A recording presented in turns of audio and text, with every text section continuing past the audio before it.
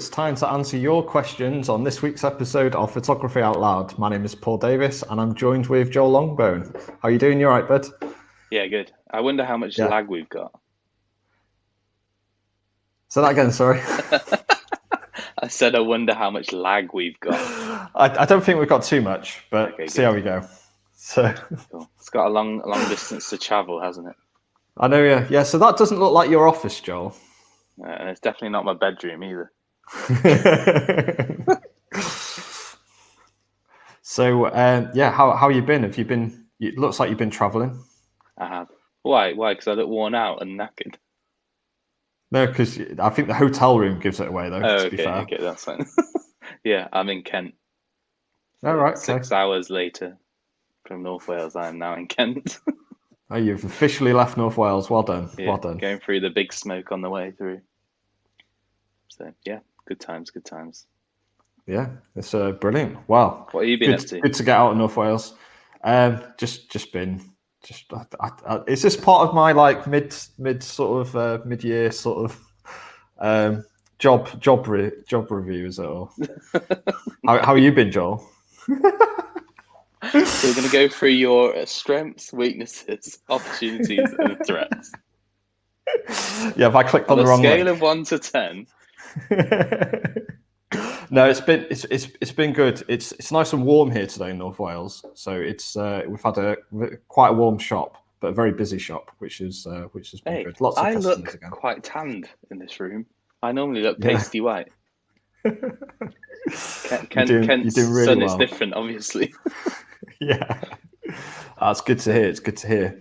So yeah, this week's episode, what we're going to be doing, Joel, is revisiting because I don't know whether it was popular or not, but I'm guessing it was to some extent. But I think about 5 weeks ago we did a sort of question and answer sort of scenario, and we've sort of taken them from emails that we've had and questions in the shop. As we get as a general retailer and Facebook messages, so all the ways that you can get in contact with us. But the general questions that we get a lot through the shop. But it's also an opportunity for everyone watching at home today as well to if you've got any questions that you'd like to ask us, please try and stump us. We always like having that live. Put them in the comments. Yeah, pop them in the comments below. I really want somebody to try.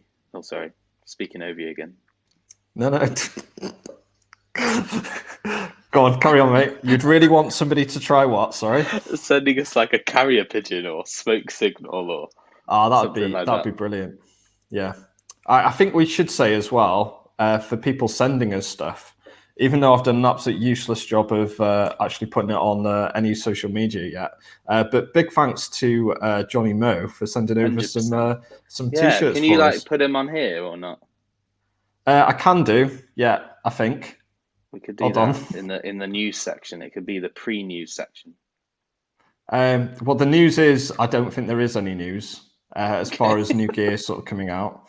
Oh no! I tell a lie. There is a new 16 to 50 2.8 that Pentax have released. Oh, sorry, Ricoh have released for the K mount. So, which sort of once again gives you that sort of wide angle. I believe it's 2.8 that's going to work on the K mount system. So nice. That's a nice new addition. And again, just Ricoh just bringing out stuff is always nice to see. Since they've been working very hard on their K-mount system. I don't even know where these pictures are. I think I put them in. How can you not know where they are? Do we need to do a workflow workshop with you, Paul? Yeah, but you need to. You need to do it, not me. I will try and bring them up. I'll tell you what, we'll bring them up at the end. It can be a nice little at the end of the show. So any people watching, please stick to the end of this week's episode to see what Johnny Moe sent us. Yeah, to see what Johnny Moe sent us in the post. But big thanks to Johnny Moe. I don't know if he's with us live today or not. He said, "Afternoon, likey lads. Time for some laughs to finish a tough week." Thank you very much. So we'll endeavour to provide some laughs, Johnny. I might just ask Paul some really odd questions, and that'll send him off for you. Yeah, there we go. Should we go to some of the comments before we jump into some of the other questions that we've got lined up. David says, "Good afternoon, boys. Fresh back from Slovakia and enjoying self-isolation." Good afternoon to you too. How was Slovakia? Was it as warm all the time as it was last week? I think you popped in last week on the comments, didn't you? So, how long do you have to self-isolate for? Is it 7 days or 10 days? I can't remember. Or can you get out early? I think it is the 10 days, isn't it? So okay, you can't get out early if you have like a PCR. Depends on what colour the country was at the time. That's true. Traffic lights everywhere. Right. And Lauren. Oh goodness me, it's not keeping up. Lauren says, "What you're doing in Kent, Joel? I'm intrigued." And as David says below, it's a Nikon freebie. So Sarah and I are at the Golf Open. I think it's just called the Open. It's like 149 years old, which is twice as old as the Shoppers. Wow, so quite old. Must be doing well. 75 years old. Well, the Shoppers, the business is 75 years old. Neither of us are 75 years old. We wouldn't even get to 75 years old if we combined our ages, would we? Oh, no, we would, because you're a bit older than me. A bit, all right. Yeah, we would. We would. I think we would. But carry on. Oh, dear. We're going to meet like our account manager and stuff at the Open tomorrow, which will be good. I'm not particularly into golf. I'm trying to read up on the BBC Sport website about who's doing well. I think some bloke beginning with M is doing quite well at the moment, but it's not McIlroy. I don't think it's Rory. So you can drop in some sensible comments as you're talking about it. Yeah, maybe. Fake that I know something about golf.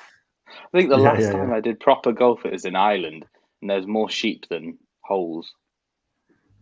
There's sheep everywhere, all over the what do they call it? Golf course. There we go. Over the greens and the fairways and whatever. Whatever you'd be doing, you'd be doing a lot better than me.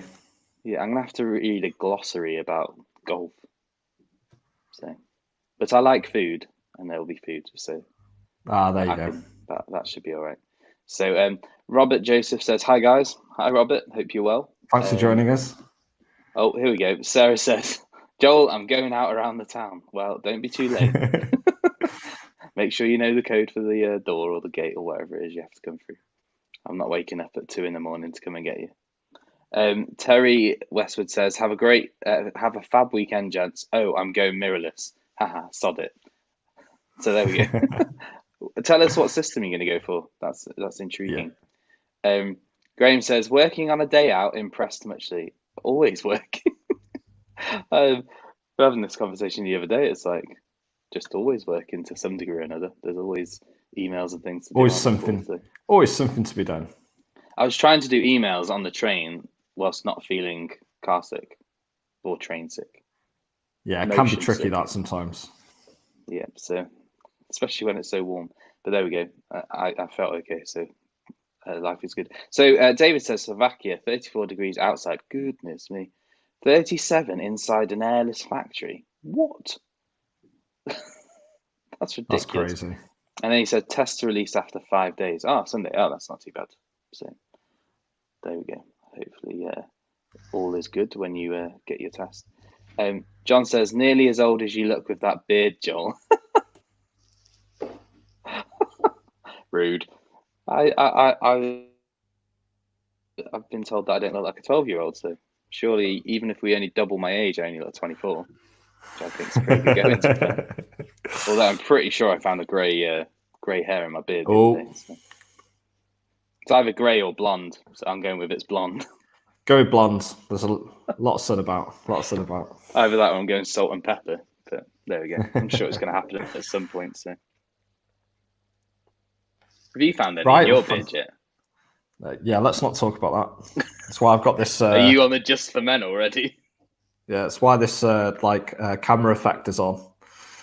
You know, the deep blacks to get rid of anything. So in 5 years' time, it'll be almost completely black. Yeah. Yeah, just a dark screen. Extreme low key. Yeah, extreme low key. Just a sliver of light, just hovering over my eyes. I think that's the only way forward. Dear me. So, well, thank you for everyone that's commenting. Like we said before, if you've got any questions that you wanted to ask us, photography related, and if you're unsure anything about your camera or just anything sort of photography related, drop them in the comments and we will try and get them answered for you. But have no fear, we have some questions ready that we've had sort of over the past sort of month or so that have been emailed in or messaged in or even asked in the shop. So Joel, I think you've got that list somewhere, hopefully to hand. Yeah, hopefully. I'm just trying to remember where we got up to last time though, because well, I think this is a different list. Okay. Or we're just reading exactly from the same list and then see how we go. Okay, we'll start off with an easy one, potentially. All right, okay. What's the plastic thing that came with my lens? Hey? Well, so I was thinking about this one. There's a few plastic things that could have come with your lens. A lens cap. Yeah. A lens rear objective cap. Yeah. And I think the only other thing after that is a hood. Yeah. So, I think that's okay. 3 plastic things. Well, to answer all of those is probably the fairest thing to do. Obviously, things come with front cap and back caps, or rear and front, and essentially these are just for protection. So the rear cap, most of the time, your lens is going to be on your body, but for when it's off, that's when you can stick a rear lens cap. It's quite important to do. I know some people that just don't use these, but essentially, especially when it comes to the mirrorless system, keeping your caps on to reduce dust getting on your sensor is a really good thing. Because once again, when it lands on the back element and then you put your lens onto the body, then some of that dust may fall onto the sensor and you can end up with either buying sensor cleaning equipment, which isn't the cheapest thing in the world, or bringing it into somewhere like us to get it serviced and get it fully cleaned. Your front cap is that thing that I always lose. One thing, that's true. Whenever I've borrowed one of your lenses out of the studio, it's like, there wasn't a lens cap, was there? Yeah. Also, on the back cap, also make sure that you clean the back cap, because that can collect a lot of dust, especially if you leave it up like a bowl and the dust will collect. Yeah.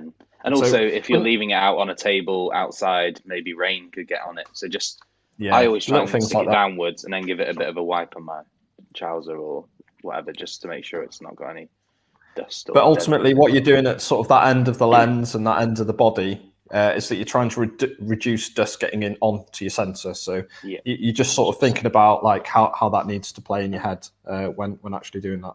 Even depends on like what pocket you put it in. So if you put it in like a pocket that you've had some like the one with it. Joel. What? What? No, you're going to take tissues. I was going to say biscuits. You went tissues. I'm more likely to have biscuits in my pocket. Oh, I always have tissues in my pocket for blowing my nose, but especially in these COVID times. But when you accidentally forget and leave it in your pocket, and then it comes out and it's like, tissue everywhere. That's not a good place to put your and sand. Like I go to the beach a lot with my kids. Sand is like killer, so I try never to you don't want anything. that. You don't want that going anywhere near your sensor. So be careful where you put those rear back caps. I think probably the most sort of one that people do get confused about is the lens hood, and how much do they play an impact on your images. So they're definitely a handy thing to have. They're a lot more. What's that word that I'm trying to use? On the longer lens, they're obviously longer because they can be. Genius. But they're a lot more useful. I don't know why, like useful isn't in my vocabulary today. And I can even say the word vocabulary, but there we go. So longer focal lengths can use a longer hood and they become more useful there because they're going to stop it. But essentially what lens hood does, I like to think about this as putting on like a baseball cap. So obviously that stops the sun getting in your eyes. If the sun's behind you and you're wearing a baseball cap, then again, it doesn't really matter too much. You could take the baseball cap off. It's not going to affect your vision. It's a similar thing that's happening with a lens hood as well. So once again, when the sun's behind you, it doesn't really matter whether you've got a lens hood on or not. It's not going to really make a difference. And once again, the same with the baseball cap. Obviously, these are fixed. There's only going to be a certain area where a lens hood is actually going to affect, and it's actually it's not a lot really, to be honest. So if the sun sort of goes past the lens hood and becomes into vision, that's going to start flaring in the lens, and there's not really anything that a lens hood can do at that point. But one thing that I do love about having a lens hood, it's just an extra piece of protection that is in front of your lens. So again, if you're like me and lose all your lens caps, my lens hood is always sort of facing outwards because you can reverse them, and that just gives you a little bit of extra sort of protection there for you. The other thing about it that's useful, the protection is very useful, I think, especially if you're wandering past rocks or you're at sporting events or gigs or whatever. But also for rain. So if you're into landscape photography and you're shooting in the rain and you've not got filters and stuff on, then it can be quite useful. Although it does increase the surface area of your camera and lens setup. So if it's windy, weigh up the options. But also, you talk about protection, and we didn't mention this when you talk about you forgetting lens caps, is that I quite often have a UV filter on the front of my lens so that I don't have to use a lens cap on purpose. So therefore, I don't have to keep taking it off at events and things, because I can wipe that clear, and if there's anything on it, it's not damaging the front anyway. So, and also if you have to put it in your bag very quickly and you don't have time to put your lens cap on, then the filter's going to take the brunt if you've left a battery in there or your car keys, or which is a no-no. Yeah. You shouldn't be putting your car keys in a camera bag just for information. So that's fantastic. Well, I think we've got through that. Hopefully that's so that's what the plastic thing is. Yeah, I'm trying to think what else might be in a lens box, but I can't think that there's anything else that you'd have. Yeah, I don't know. Those are the three things. So hopefully, but again, I don't know whether if that person is watching this or not. But if they wanted to clarify, please pop into the comments. In the comments, yeah. Right. Next question. I've lost all the photos on my camera. ... Oh, no. Help. I need somebody. Yeah. So this is a horrible. It is sickening. It is absolutely horrible. Yeah, it really is. I mean, I'll start, Joel. It could be something as simple as is that your camera has got a little bit confused with where your pictures are. So even though that they are now almost AI built, they have intelligence in them. If your pictures are in the wrong folder, your camera will just have a complete fallout and just not play well with you. So it can be as simple as if you're not seeing your pictures on the camera, just but using a memory card and a memory card reader, stick them through into the computer and see if they're actually on the card to start with before you do anything else. If the unfortunate has happened and you've deleted your photographs, there are sort of ways around it, aren't there, Joel? Stop. That's the first thing you do when you realise your pictures are gone. Don't use that card. Just put it into lock mode if it's a SD card, and either if you're technically inclined, you can download free software. I think SanDisk and Lexar quite often say on the packaging, go onto our website and you can download a free piece of software. There's lots of, just be careful because there's also a lot of rubbish software. If you want any help, give us a shout.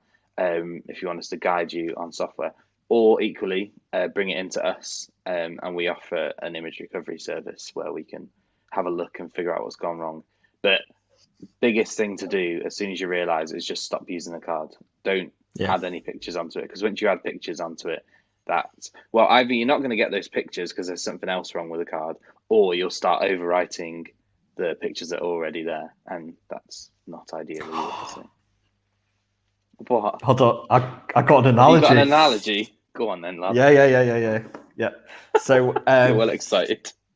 no, I am. It's normally you, isn't it? So essentially, when you record pictures onto a memory card. Sorry, I'm still smiling because I'm excited. It's almost like walking. It is. It's amazing.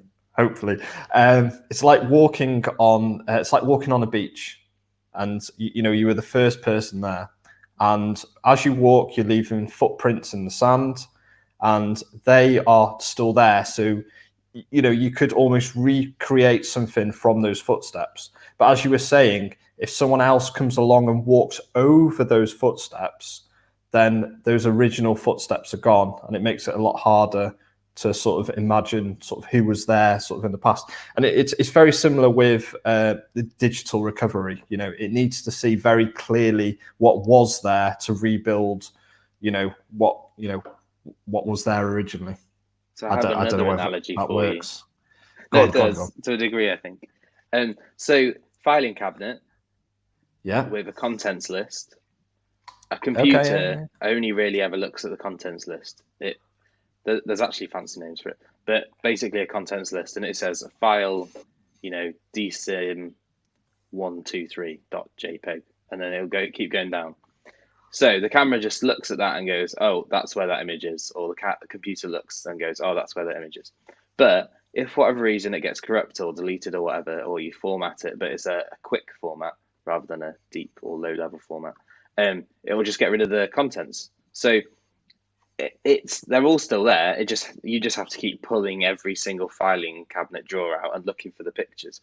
So you just have a piece of software that will basically go back through and go, oh, that's where all those files are. Here they all are. If you want to find file dsim 502.jpg, then if you go into the third drawer down, middle part of the drawer, you'll find it in that suspension folder right there. And that's basically how computers look for files. I'm sure somebody might say, well, that's an even better analogy. Yeah. Well, but I like your thing about the washing away. Like if somebody washing away is the like format a deep analogy. Format, a low level deep format. That's gone. So a low level or deep format would be somebody setting fire or shredding the entire kind of contents of the filing cabinet. There's no way. Yeah. Unless you're into shredding and you like jigsaws and you'll put together all of the shredded pieces of paper, a computer can just about do that. But you tend to get files that become corrupt, and they'll actually show funny colors on the bottom or the top, or just black where it doesn't know what data it is, but it'll build the rest of the data. So just I would say stop, and if you're not technically inclined, just call us, email us. Yeah, bring it into us and we can help sort it out, because we've done that a few times over the past however many years, 15, 20 years. Yep. So, but all is not lost, hopefully. Yeah, hopefully. So, right, brilliant. Next question, Joel. I'm enjoying this episode. It's great. Is there anything better than the camera strap that comes with my camera? Because it's uncomfortable, I would imagine. I mean, I can't. Or they just don't like Canon or Nikon or Fujifilm or Panasonic emblazoned upon it. Yeah, I think over the recent years, I don't know whether it's because we've seen a bit more advancement into what straps are available, but I'm just seeing less and less people wearing like the branded straps that sort of come with them, and I think for several reasons. They are uncomfortable. I hate them. Yeah, they're not very nice. Hate them. But also, like you said, Joel, they do scream that you have something, and I think even to the point now where I think it's actually got the model on it as well, isn't it? So it's like Canon and then the actual model of it as well. So it's definitely telling people exactly what camera you have, isn't it? Yeah. Which is fine. Which is absolutely fine. Everybody wants a 5D Mark IV strap. Yeah. But yeah, no. There's what was the question again? Is there better straps available? Is Well, I mean, short anything answer, better? yes. Yeah. There certainly is. And I think this is a fine opportunity to recommend Joel's favourite brand. Which one would that be, Paul? That would be Peak Design, wouldn't it? That is a surprise. Yeah, no, it is a Funny you surprise. should mention Peak Design. I've got one of I can't remember the name of it, but it's the Peak Design travel line, like the big holdall, essentially. Yeah. But it's really good. Yeah. Like I carried it from Euston to St Pancras, 10-15 minute walk, and it was super comfy. And then I had the everyday backpack on my front, so nobody could rob me. Yeah, I think people think we're endorsed by Peak. I mean, we're not. But if we were, I tell you, we'd be two happy lads here. But Peak are very good, but they're not the best for every situation. I think Black Rapid makes some fantastic straps, especially for like wedding photographers or event photographers, sport photographers, people who need that very rapid, like the sliding design, which I think is fantastic. Super comfy. And also they do the dual wield, which Peak don't do. Peak don't do. Peak is like, I guess, a middle between a standard camera strap and then a Black Rapid. They serve different purposes. I love the kind of interchangeability at speed of the Peak Design between multiple cameras, which is great. But the Black Rapid are great. But also Optec are very good. They're comfortable. They're not terribly expensive either compared to Peak and Black Rapid. You could buy an Optec strap. Brands. And actually, that if you do really like the around your neck style, I don't think you can beat the Optec actually, because they've got that really that suspension cushioning sort of design, and like you said, at a very reasonable price. Yes, yeah. So and they do the wrist strap as well, which is good. So there's definitely loads of options, and I think it's one of the main things that can really actually improve you enjoying photography as well. So that and how you carry your system. So how you wear your camera system and how you carry it are very important parts into you enjoying your hobby basically. So it's always recommend sort of upgrading the strap that comes in the box with cameras. 100%. And also think about what you're going to use your camera for, because one thing that I really, really don't like about camera straps that come with cameras for free is the fact you can't take them off very quickly. And if you're doing like landscape photography or anything where you're putting it down on a tripod and there's any breath of wind, you just get this horrible slapping effect. And people use hair bubbles and bungee cords and all sorts, but in my mind, just unclip it. Like the Optec have those squishy buckle things, clips on, which are great. Peak have the ankle links, the locks, and then ankle links. And Sigma Black Rapid, you can either twist it off or you can get the adapter, so it allows it to be on a quick release plate, and then you've got the carabiner which will clip off as well. So but if you're unsure, just pop into a shop, would happily help you. Because also, I don't know about you, Paul, but I hate that kind of being pulled forwards. Like when you've got something like a 70-200 or larger, even on a mirrorless camera, that's an awful lot of weight to be pulling your neck forwards, and I'd much rather carry the weight across. Absolutely, shouldn't be there. Shouldn't be on the back of the neck like that. Otherwise you need to get that support somewhere else. A lot. Yeah. You need to get that weight off your neck. 100%. Right. Now then, I think this question next has to be a surface level one. I don't think we can allow ourselves to go in too deep on this, because this is like a whole episode at least. So let's maybe aim for 5 minutes, 10 minutes max. And I'm sure people will put in the comments their thoughts about this. I'm really egging this question, aren't I? But what do you recommend for editing my RAW files? Oh, flipping heck. Go. This is why I might even actually set a 5-minute timer on my phone. 1 second. All right, do it, because this is right. What do you recommend for editing RAW files? I mean, first of all, I would suggest maybe looking with the manufacturer to start with. So that's always a good shout.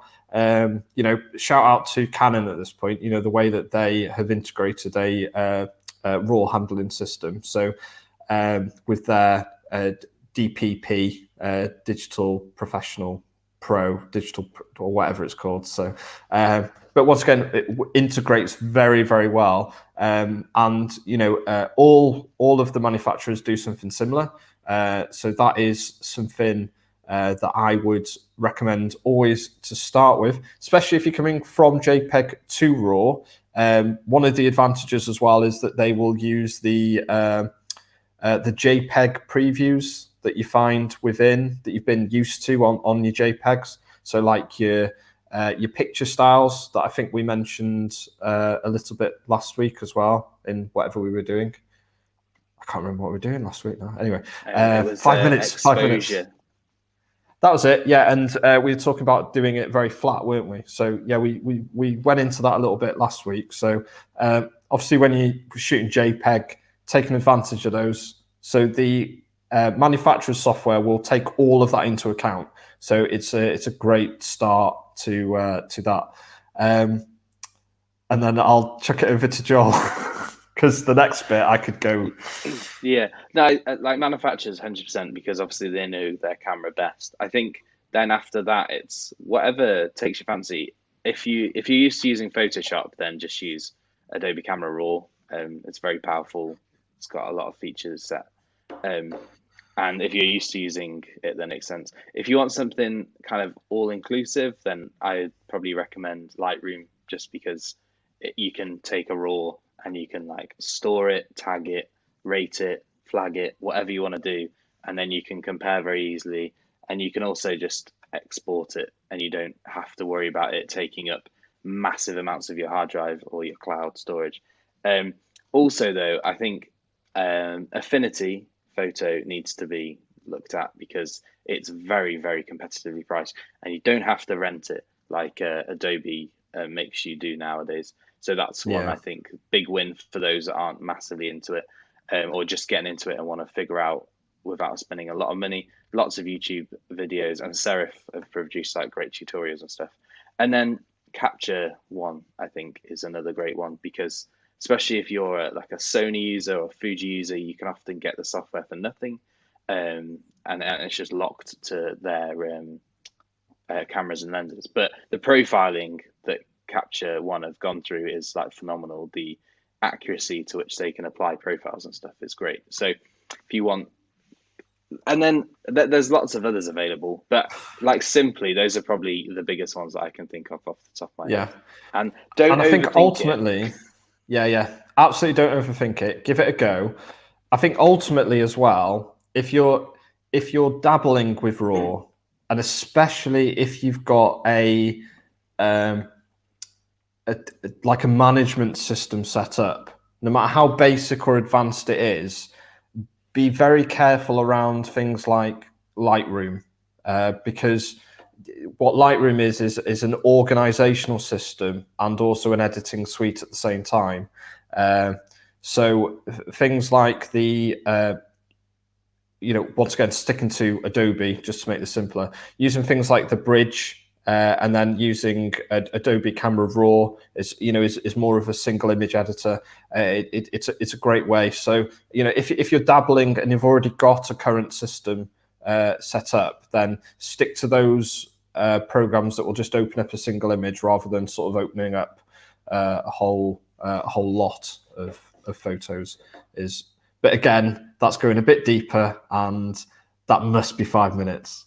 It's 40 seconds left. So I've just noticed that David I got said too nervous. Not all photo editors work with all manufacturers' RAW files, especially compressed RAWs, 100%. And that's another great reason why Paul's suggestion of using the manufacturer's one makes a big difference. And also people like Capture One, where they've specifically worked with manufacturers to sort that out. And also then being able to understand that you could convert to DNG and then go off and edit to your heart's content. But again, that's like a massive amount of information to go into. So we won't, because we only have no seconds left. There we go. There we go. I think we did quite well there, Joel. Yeah. So, Maybe we should time everything that we do. No, that'd be awful. oh dear, Struth. So I got too nervous. Right. Have we I tell you what, should we do one more question and then we'll go to some of the comments that we've got live here today? Okay. So this one, I'll choose this one because it just ties in a bit with the last one. Okay. JPEG or RAW? A 1 minute answer, mate. What 1 minute answer? Okay. Yeah. Go. So JPEG is again, we've talked about it many times in the past, but your camera will apply all of those lovely, nice things to your JPEG image. So if you're wanting to do a lot of shots from, just straight out the camera, you want to print straight out the camera, you just want pictures to be nice, coming straight out your camera, you don't fancy doing the editing, or editing on the computer is just something that doesn't entertain you, then we highly recommend shooting JPEG. It's ready to go at that point. It's universal. You can send it, you can store it a lot easier. It's one thing if you're just wanting to stick to photography in camera. And then, do you want to answer the RAW? Oh, okay. So RAW is just a lot more information basically, and it just allows you to edit with more latitude, I guess is the word. So yeah, or you could shoot both, because most cameras allow you to do both, and then just have a play and see what you think. At least you can always delete the RAWs or the JPEGs, but you can never get a RAW back. Yeah, I've forgotten about that actually. Going down the rabbit hole. But I'm putting you on a minute time and then checking. Oh no, stop it! I get all nervous. So I think someone had suggested it to me, and personally, it's not for me. But I've actually passed this information on, and a lot of people have got on with it. But shooting actually JPEG and RAW, but with the mind of almost deleting the RAWs as they get onto the computer. So what you're doing is you're going, yeah, love that, and it's fine as it is. And then actually, what you're doing is you're sort of sorting out, oh, that's nice, but I want to do a little bit more with it maybe at a later date, on a rainy day or something. So they'll just keep that RAW and then sort of get rid of the rest. So again, that's sort of the best of both worlds. It's a lot easier shooting on JPEG, coming straight out the camera. But then for the odd sort of picture, just keeping a RAW version of that particular one is always quite nice. It's how I shoot on my Fuji X100p. I shoot JPEG and RAW. Maybe it's you that told me it. And if it's under or overexposed, I'll go in and tweak it in the RAW. But if it's bob on and I don't want to do anything to it, I'll just delete the RAW, because I love the Fuji normally. And also, it's normally like pictures of the family, like the kids and stuff, and it's not something I want to massively edit, because that's not the point. They're just moments in time that I wanted to capture on camera. So it's not going to become a work of art or, printed 44 inches tall or anything like that. So. No, that's very true. Well, hopefully those questions have been answered safely, I would say. And I think we did all right there, Joel. Soon. Yeah. Should we go to some of the comments? Yeah. Right. Bit of lag again. Yeah, exactly. So Johnny we've been used to being in the same room, haven't we? Sorry, I'm cutting across you. So rude. So Johnny May said, just hand at the 18th hole and 19th hole, and then he says hang. So yes, I'm going to do that. I'll just stay in the pavilion and eat food, and just have a good time. Maybe, hopefully, try not to. It's going to be good food anyway. You can have great weather, so might melt though. I'll come back with a tan maybe. John says, sorry mate, you're right. Without the beard, you'll always look like a 12-year-old. I'm wondering whether that's going to be true. I wonder if there's going to be an age where I hit like 40 or 50 or 60, and suddenly I'm just going to age like 20 or 30 years in one go. But we'll see. In all fairness, struggle to find a hair that isn't grey. Lol. Ian says, sorry a bit late today. Tour de France coverage ran over a bit. We'll be on time next week. No worries. There we go. Tour de France is far more important than 2 bearded weirdies. And that answers your YouTube. last week's question whether the Tour de France was still on as well, Joel. That's I think true. so. That is true. Yeah. So Cavendish is double information there. Thank you, Ian. Yeah. Isn't Cavendish potentially going to beat the Belgians' record of stage wins? I think. I'm sure Ian can tell me if that's true or not. Trish says, need an Olympus then. I think that might be in response to Terry about the mirrors, potentially. Right, okay. David says, lens hoods should always be used as they offer significant protection should the camera lens combination hit anything. 100%. And he then goes into saying that his lens hood took the full impact when he fell into Norwich, breaking my ankle. Camera still works fine. That's always a win when the camera survives, even if your body parts don't.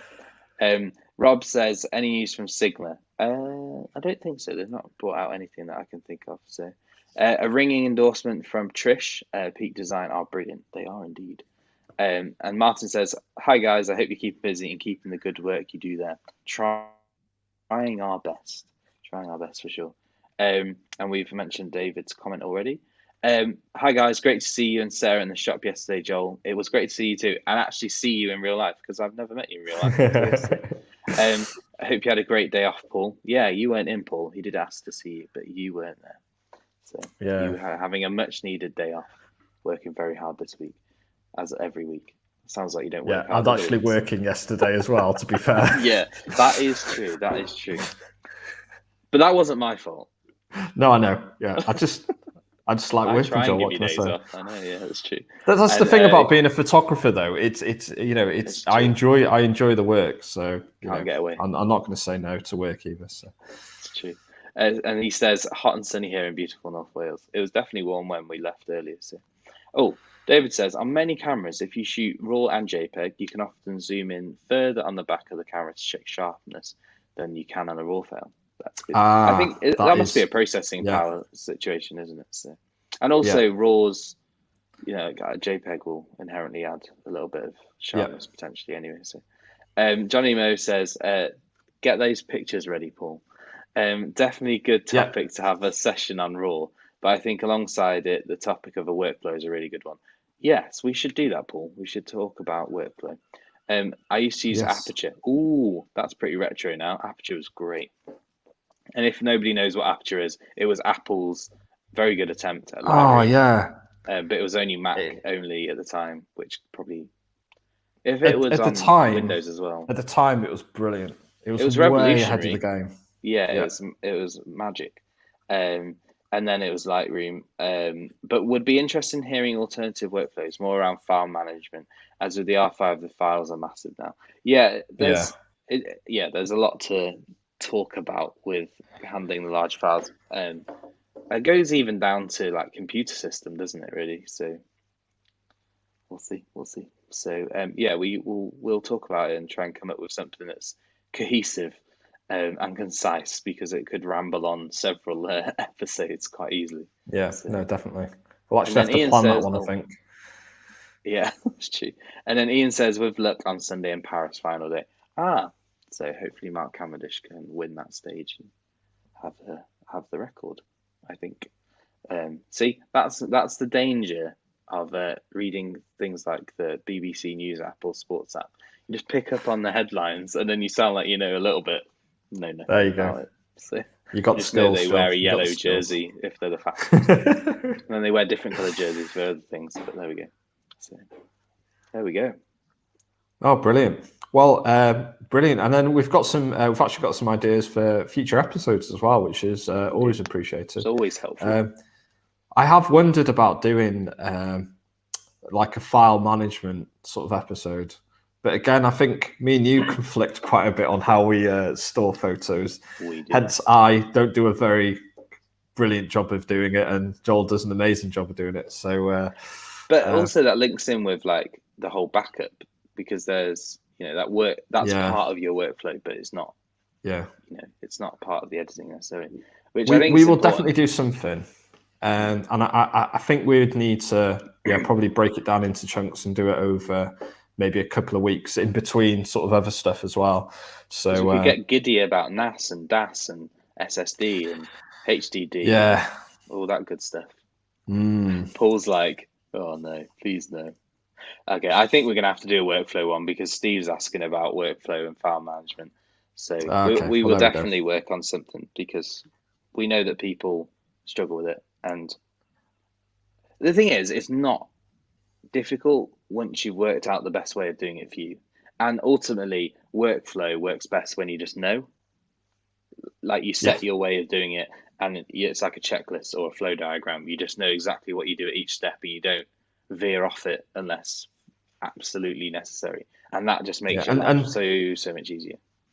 and stick to it for at least a bit as well. Don't. It's very I think we had somebody in the shop, didn't we, Joe? And once again, been recommended way, recommended one way, recommended another. I'll do it this way. I'll do it that way. And again, done it in several different ways that ended up confused with which way to actually go. And it can be quite challenging. So I think the way that I've done it without spending sort of too much time on it is that I'm pretty happy with my workflow where I am now, but I used to do it sort of right. I'll do it this way for a year, and then I'll see if I can maybe streamline it a little bit. So at least I've got consistency over a set period of time. I don't know whether that would help people or not, but there we go. It also depends on how much you shoot. Yes, it A does. year might be too long if you shoot every day. Maybe a week or Possibly. a month would be a better thing. But yeah, we'll definitely talk about it and we'll figure out. And Paul and I can put across our different views on the workflow and file management and backup solutions. Definitely. That'll have to be a photography out loud extra session, like maybe, because that's going to go Lord on for of the a long Rings time. Direct extended cut. Yeah, we might have to I don't even know how we'd do that live. That's the problem, isn't it? So maybe we could get everybody who watches, we could get their address and send them popcorn ready. Yeah. Oh dear me. Yeah, fantastic. Well, cheers for. Oh no, we were going to do Johnny's pictures, weren't we? Yes, we were. Hold on, let me share There we go. So these are the. Sorry, I've just had to pull them in there. I don't know whether people can see that or not, but can you not that's full screen it? I think I can, but then let me know if it does it or not. Has it done it? No. Oh, hold on. You not press like F. Apple. I've tried because it's streaming, isn't it? So hold on, just let me have one. Can you see it now, or is it still the same? It's still small. Oh, can I zoom in? It's 100%. Oh, it must be a small version of it. Anyway, like locked. That's the Joel. That's the t-shirts that Johnny sent over. Yeah, there we go. And then we've got that's interesting from Joel. And then we've got the brilliant from myself. And they are every time I cut Joel across, they are brilliant. And then on the back, we have the likey, sherry shasherry. That'll have to be on the next t-shirt. Have you been drinking too much sherry? Yeah, every time I do the sherry, I drink my sherry. Yeah, here we go. Oh, that David was awful. Says, pictures don't show the Cambrian logo tattoos. Oh, we'll have to get some of those like stick-on ones that wash off after a while. Oh, here we go. Yeah, definitely. This is telling you. Paul Davis, you need a NAS drive with redundancy and a fireproof USB drive and waterproof, as well as cloud storage. There we go. And 3, 2, 1. That's the strategy. 3, 2, 1. Yeah. I lost you there, to be honest, but okay. We'll talk about that in the workflow. Yeah, definitely. So, yeah, Joel, I know it was a bit of a rush to get you on this episode today. Hey, I was on here before you, lad. Yeah. Okay.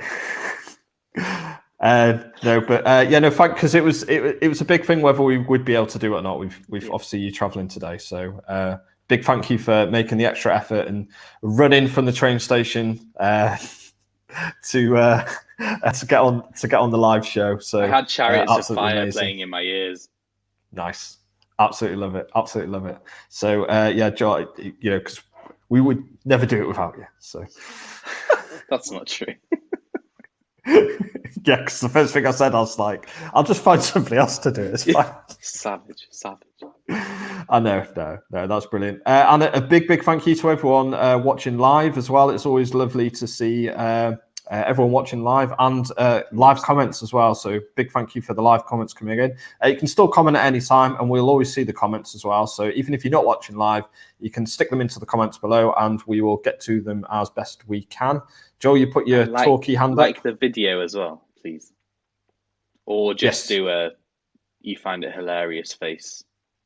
Yeah. And any of that. So any interaction with the video. So you commenting, you sticking on a like, a laughy face thing, whatever they are. Like this. Any like interaction. This. Yeah, that's the one, Joel. That's the one. Oh, you're getting loads of them now as well. Do that face again. I'm watching them pop up. So no, because it'll become a meme or something like yours. Yeah, definitely. So no, any interaction with our videos really does help. And if you can go over to our Facebook and YouTube channels as well and hit subscribe if you haven't done already, again, that helps us absolutely loads. So big thank you for the support. We do appreciate it. Joel, any final thoughts before we break up for the Open? Oi. Make sure you wear sunscreen if you're going outside and drink plenty of water. Hydration is key. It's a... Sound like a dad. Make sure you drink plenty. Put the sunblock on. Yes, it's going to be quite warm. So yes, lots of water. That's good advice for the weekend, Joel. We need to start properly giving little photography bits of advice at the end. I think that'll probably work a little bit better. What, like you must take off the lens cap to succeed at photography? Oh yes, I will.